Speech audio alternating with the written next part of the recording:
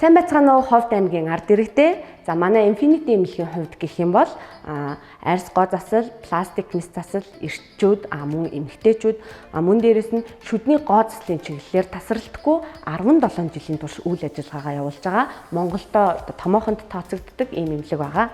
За манай эмнэлгийн зүгээс Ховд аймгийнхаа ард иргэдэд зориулан энэ лав гаргаас нэм гаргийн хооронд үзлэг үйлчилгээгээ та бүхэнд үзүүлэх гэж байгаадаа тун таатай байна. Ховд аймагт цуугаа ирчүүдэд дуулах таатай мэдээ байна.